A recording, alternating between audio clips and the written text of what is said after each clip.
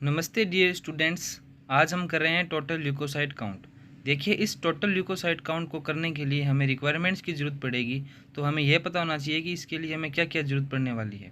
देखिए, सबसे पहले हमें ज़रूरत है WBC पिपेट। WBC पिपेट में 0.5 मार्क तक मार्किंग की हुई होती है और 11 मार्क तक की भी मार्किंग की हुई होती है। WBC पिपेट के अलावा Neubauer counting chamber, cover slip, EDTA blood sample, ये हमारा WBC डाइल्यूटिंग फ्लूइड जिसको मैंने बीकर में ले रखा है, इसके अलावा माइक्रोस्कोप। इन सब चीज़ों की हमें क्या ज़रूरत पड़ने वाली है इस टेस्ट को परफॉर्म करने के लिए रिक्वायर्ड। देखिए, सबसे पहले हम क्या करेंगे, WBC पिपेट में 0.5 मार्क तक EDTA ब्लड सैंपल लेंगे।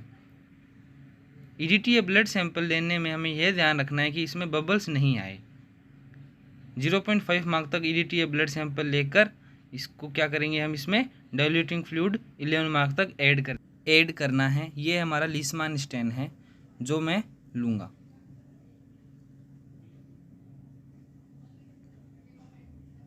ये हमने 0.5 मार्क तक क्या लिया है, इसमें ब्लड सैंपल। 0.5 मार्क तक ब्लड सैंपल लेने के बाद में हमें इसमें क्या लेना है, 11 मार्क तक डाइल्यूटिंग फ्लूइड, जो क्या करेगा, ब्लड को 20 टाइम डाइल्यूट कर देगा।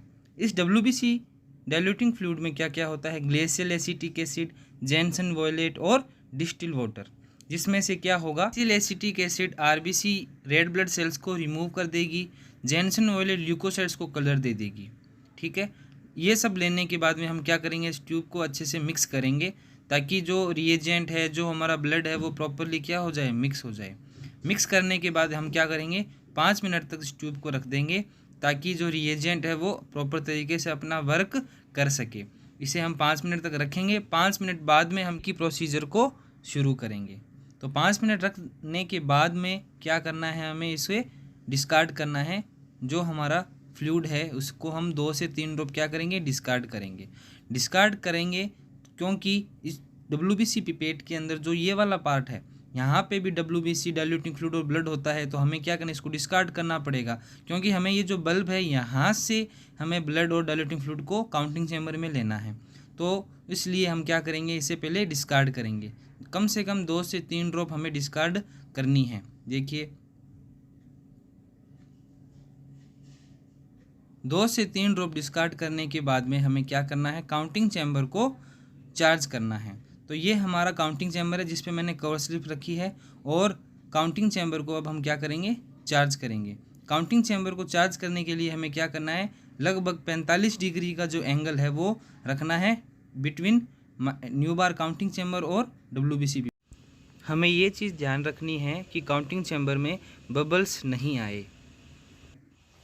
काउंटिंग चैम्बर को चार्ज करने के बाद में हम क्या करेंगे, 2 से 3 मिनट तक वेट करेंगे ताकि जो WBC है, जो सेल्स है, वो क्या हो जाए, काउंटिंग चैम्बर में अच्छे से सेटल डाउन हो जाए। माइक्रोस्कोपिक एग्जामिनेशन में हम क्या करेंगे, काउंटिंग चैम्बर को स्टेज पे रख के क्या करेंगे, पहले इसको 10x पे फोकस करेंगे। क्योंकि हमें WBC मार्क जो एरिया है, जहाँ पर अपन WBC को काउंट करते हैं, उसको पहले फोकस करेंगे। फोकस करने के बाद में हम इसे 40x पे सेट करके सेल्स को काउंट कर लेंगे।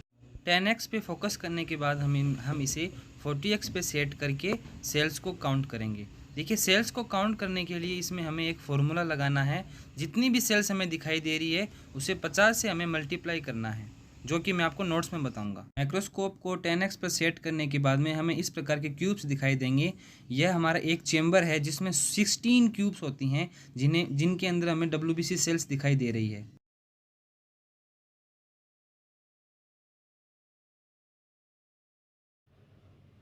नमस्ते डियर स्टूडेंट्स, आज का हमारा टॉपिक है टोटल ल्यूकोसाइट काउंट। देखिए, सबसे पहले तो हमें यह पता होना चाहिए कि ल्यूकोसाइट्स किसे कहते हैं। ल्यूकोसाइट मतलब WBC। हमें क्या करना है, ल्यूकोसाइट मतलब WBC को काउंट करना है। अब यहाँ पे नाम आया है टोटल ल्यूकोसाइट काउंट का क्या मतलब होता है, WBC को एक साथ काउंट करना है। चूँकि हम जानते हैं कि ल्यूकोसाइट 2 प्रकार की होती है, ग्रेन्युलोसाइट और नॉन ग्रेन्युलोसाइट। ग्रेन्युलोसाइट का मतलब होता है जिनमें कणिकाएँ या ग्रेन्यूल्स पाई जाती है, उन्हें ग्रेन्युलोसाइट कहते हैं। और जिनमें ग्रेन्यूल्स या कणिकाएँ नहीं पाई जाती है, उन्हें नॉन ग्रेन्युलोसाइट कहते हैं। तो सबसे पहला पॉइंट है हमारा इसके अंदर इंट्रोडक्शन। ल्यूकोसाइट्स मुख्य रूप से दो प्रकार की होती है, ग्रेन्युलोसाइट और नॉन ग्रेन्युलोसाइट। ग्रेन्युलोसाइट तीन प्रकार की होती है जिनमें कणिकाएं पाई जाती है, ग्रेन्यूल्स पाई जाती है। वो कौन कौन सी है? न्यूट्रोफिल, इयोसिनोफिल और बेसोफिल।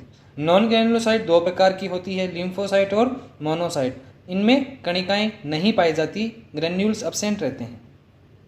नोट: उपरोक्त सेल को ग्रेन्यूल्स कणिकाएं के आधार पर वर्गीकृत किया गया है। जिनमें ग्रेन्यूल्स पाई जाते हैं उन्हें ग्रेन्युलोसाइट कहते हैं। जिन सेल्स में ग्रेन्यूल्स नहीं पाए जाते हैं उन्हें नॉन ग्रेन्युलोसाइट कहते हैं। अतः उपरोक्त 500 सेल्स को एक साथ काउंट करने पर ये टोटल ल्यूकोसाइट काउंट कहलाते हैं। फिर हमारा सेकंड नंबर पॉइंट है principle. Glacial acetic acid red cells RBC को रिमूव कर देती है, जबकि जैनसन वॉयलेट डब्ल्यूबीसी के न्यूक्लियस को स्टेन कर देती है, जिसके लिए Turk's fluid WBC diluting fluid उपयोग में लेते हैं। ब्लड सैंपल को 1:20 के अनुपात में डाइल्यूट करते हैं, जिसके लिए डब्ल्यूबीसी पिपेट उपयोग में ली जाती है। ल्यूकोसाइट्स को 40x हाई पावर पर माइक्रोस्कोप के द्वारा काउंट कर ली जाती है। फिर हमारा 3 नंबर पॉइंट है स्पेसिमेन। इस टेस्ट को करने के लिए हमें किस चीज़ की स्पेसिमेन की रिक्वायर रहेगी? EDTA ब्लड सैंपल की। फिर 4 नंबर पॉइंट है हमारा मेथड। इस टेस्ट को हम कौन सी मेथड से परफॉर्म कर रहे हैं? हीमोसाइटोमीटर। तो हमें मेथड में लिखना है बाय हीमोसाइटोमीटर। 4 नंबर पॉइंट के बाद में हमारा नेक्स्ट 5 नंबर पॉइंट है रिक्वायरमेंट्स। इस टेस्ट को परफॉर्म करने के लिए हमें क्या क्या रिक्वायरमेंट्स है वो हमें इसमें लिखनी है। Blood sample, Neubauer counting chamber मतलब हीमोसाइटोमीटर, WBC डाइल्यूटिंग फ्लूइड। कौन सा काम में लेते हैं हम यहाँ पे? Turk's fluid. तो टरक्स फ्लूइड में क्या क्या है? Glacial acetic acid 2 ml, gentian violet 1 ml, distil water 97 ml। इसके बाद में WBC पिपेट, माइक्रोस्कोप और कवर स्लिप। इस टेस्ट को परफॉर्म करने के लिए हमें इन सब रिक्वायरमेंट की जरूरत पड़ेगी। 5 नंबर पॉइंट के बाद में हमारा नेक्स्ट 6 नंबर पॉइंट है प्रोसीजर। WBC पिपेट में 0.5 मार्क तक ब्लड सैंपल लेते हैं। WBC पिपेट के आउटसाइड पर एक्सेस ब्लड को कॉटन के द्वारा क्लीन कर लेते हैं। देखिए WBC पिपेट को जब हम EDTA वाइल के अंदर ऐड करेंगे तो जो EDTA वाइल के अंदर जो ब्लड है वो WBC पिपेट के आउटसाइड पर लग जाएगा, तो उसे रिमूव करना जरूरी है, जिसे हम कॉटन के द्वारा क्लीन करेंगे। तत्पश्चात WBC पिपेट में WBC डाइल्यूटिंग फ्लूइड को ऐड करते हैं। डाइल्यूटिंग फ्लूइड तथा ब्लड को अच्छे से मिक्स करते हैं। पिपेट को ध्यानपूर्वक रोटेट करते हैं जिससे फ्लूइड एवं ब्लड अच्छे से मिक्स हो जाए। देखिए 0.5 मार्क तक हमें क्या लेना है? WBC पिपेट में ब्लड, और 11 मार्क तक हमें क्या लेना है? Diluting fluid. अब जब हम इन दोनों को मिक्स करेंगे तो ये ब्लड है जो क्या हो जाएगा? डाइल्यूट हो जाएगा 1:20 के रेशियो के अंदर। 5 मिनट बाद 2 से 4 ड्रॉप को डिस्कार्ड कर देते हैं। काउंटिंग चैम्बर पर कवर स्लिप लगाते हुए उसे WBC पिपेट से फिल करते हैं, जिसके लिए 45 डिग्री का एंगल होना चाहिए। सेल्स को काउंटिंग चैम्बर में सेटल होने के लिए 2 से 3 मिनट तक रख देते हैं, ताकि जो सेल्स है वो काउंटिंग चैम्बर में क्या हो जाए? सेटल डाउन हो जाए। माइक्रोस्कोप को 10x पर सेट करते हैं और चैम्बर को फोकस करते हैं। उसके बाद 40x हाई पावर पर WBC को काउंट कर लेते हैं। प्रोसीजर के बाद में नेक्स्ट 7 नंबर हमारा पॉइंट रहेगा कैलकुलेशन, जो कि बहुत ही इंपॉर्टेंट है। इसका क्या फॉर्मूला है वो देखिए। Total leucocyte count is equal to number of white cells counted into dilution upon area counted into depth of fluid. अब यहाँ पे हमने क्या किया है? ब्लड को डाइल्यूट किया है कितने में? 1:20 में। तो डाइल्यूशन क्या रहा हमारा? 20। एरिया काउंटेड, हम WBC को कितने एरिया में काउंट कर रहे हैं? 4 कॉर्नर्स के अंदर, तो हमारा एरिया कितना रहेगा? 4। डेप्थ ऑफ फ्लूइड कितनी होती है? 0.1 mm। mm का मतलब होता है मिलीमीटर, जो कि क्या है? कांस्टेंट है। नंबर ऑफ वाइट सेल्स में जितनी भी सेल्स हमें दिखाई देगी माइक्रोस्कोप में वो हमें वहाँ पर लिखनी है। इनटू डाइल्यूशन कितना है? 20 अपॉन एरिया काउंटेड कितना है? 4 इनटू डेप्थ ऑफ फ्लूइड कितनी है? 0.1। तो हम इस फॉर्मूले को सॉल्व करेंगे तो हमें एक संख्या मिलेगी 50 की। मतलब जितनी भी सेल्स हमें काउंटिंग चैम्बर में दिखाई दे रही है उससे 50 से गुणा करना है। 50 से मल्टीप्लाई करने के बाद में हमारा टोटल ल्यूकोसाइट काउंट हो जाएगी। उसके बाद में 8 नंबर पॉइंट है हमारा नॉर्मल रेंज। देखिए एज के अकॉर्डिंग WBC हमारी शरीर में अलग अलग होती है। जन्म के समय ये 10,000 से 25,000 पर क्यूबिक mm, 1 से 7 साल तक 6,000 से 18,000 पर क्यूबिक mm, 8 से 12 साल तक 4,500 से 13,500 पर क्यूबिक mm, और अडल्ट में ये होती है 4,000 से 11,000 पर क्यूबिक mm। mm का मतलब होता है मिलीमीटर, और क्यूबिक का मतलब क्या होता है, क्योंकि हम जो WBC को काउंट कर रहे हैं वो किस में कर रहे हैं, काउंटिंग चैम्बर के क्यूब्स के अंदर। तो जितनी भी सेल्स हमें दिखाई दे रही है उसे हमें 50 से मल्टीप्लाई करना है। तो जो भी हमें रिजल्ट मिलेगा वो हमें पर क्यूबिक mm में लिखना है। इसका मतलब होता है कि प्रत्येक क्यूब के अंदर हमें इतनी सेल्स है वो दिखाई दे रही है। 8 नंबर पॉइंट के बाद में हमारा नेक्स्ट 9 नंबर पॉइंट है क्लिनिकल सिग्निफिकेंस, जिसमें हम क्या लिखेंगे, यदि ल्यूकोसाइट नॉर्मल रेंज से अधिक हो गई तो कौन सी डिजीज़ हो सकती है, या वो कौन कौन सी कंडीशंस होती है जिनमें ल्यूकोसाइट है वो इंक्रीज़ हो जाती है।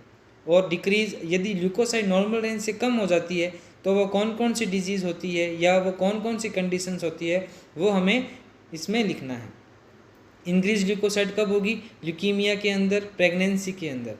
मेनली किस में होती है WBC इंक्रीज, ल्यूकीमिया। ल्यूकीमिया का मतलब होता है ब्लड कैंसर, और प्रेगनेंसी। डिक्रीज ल्यूकोसाइट में टाइफाइड के अंदर, फीवर के अंदर या बैक्टीरियल इन्फेक्शन के अंदर क्या होगी, WBC डाउन हो जाएगी। काउंटिंग चैम्बर का जो 4 कॉर्नर होते हैं जिनमें हम WBC को काउंट कर रहे हैं, उसके एक बॉक्स के अंदर 16 क्यूब्स होती है। इन 16 क्यूब्स के अंदर हमें क्या करनी है, WBC को काउंट करनी है, जिसके लिए हमें माइक्रोस्कोप को 40x पे सेट करके लेफ़्ट से राइट की तरफ मूव करवाना है, क्योंकि हमें इस चीज़ का ध्यान रखना है कि कोई भी बॉक्स या कोई भी क्यूब दोबारा रिपीट ना हो। इन्हीं के अंदर हमें सेल्स को काउंट करनी है और उन्हें 50 से मल्टीप्लाई करके हमें ल्यूकोसाइट को कैलकुलेट कर लेना है।